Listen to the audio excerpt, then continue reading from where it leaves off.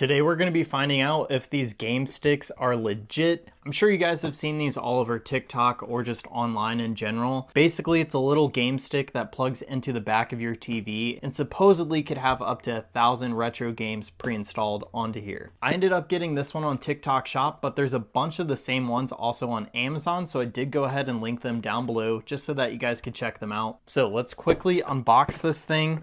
So we have a HDMI dongle. It'll just extend the HDMI port from the stick. A micro USB cable to actually power up the game stick. We get two controllers. They look like the PS5 version. They're not near as nice, but they look pretty similar. The controller definitely has some harsh edges around it, but overall, I think it'll get the job done. And here's the actual game stick. To me, it kind of reminds me of a video capture card, but we have that HDMI there that you could stick into the back of your TV. But I'm gonna do it like so, just so it's not hanging off the side. So we have a micro SD card right there, and that's where all the games are stored. I'm just gonna go ahead, plug this micro USB into this side, and that's how it's gonna get power. And then lastly, do not lose this piece. This is a little USB receiver for your controllers. So you just plug that into here. And now all we have to do is go to the TV and check this out. All right guys, so I just plugged it into my TV and I threw some AAA batteries inside of the remote. And right here, we're able to select what type of games we want to go for, whether it's Game Boy. I did see some Genesis games. And if you guys look on the bottom, every time I go to one of these, it shows how many games are installed. So just that one, 3,000 games. Over here, 81. PlayStation was 67. So let's go ahead and see what they have on here. And you guys should be able to hear the sound. So that's pretty cool. It does indeed have sound.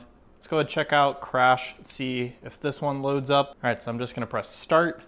Hopefully that will actually launch the game here.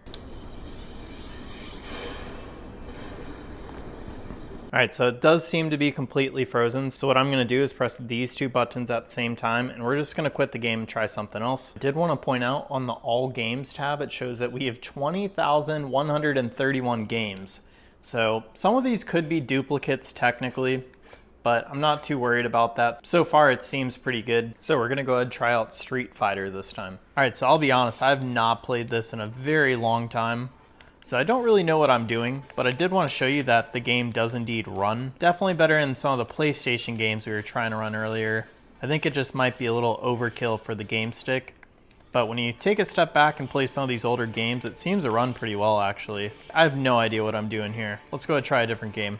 I also did want to show you, we do have a search function. So I just pressed Y and we're gonna see if we could find a Sonic game. Definitely glad that we have a search function considering there's 20,000 games. All right, so far Sonic seems to be running really well actually. I have not played these games in a very long time, so I have no idea what I'm doing, but just mostly want to demonstrate that it does work.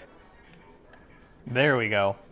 Finally got over that jump. So overall, I think this thing's pretty cool. In regards of if it's safe or not, it's all offline. So to me, I think it would be pretty hard for you to actually end up in any trouble using a tool like this that is just plugged into your TV for display. It's not connected to your internet, so in my opinion, I think that these should be pretty safe. Hopefully this video is able to help show you that these emulator sticks are indeed real and they do work. Make sure that you guys subscribe down below if you guys found this video helpful, and I'll see you guys on the next one.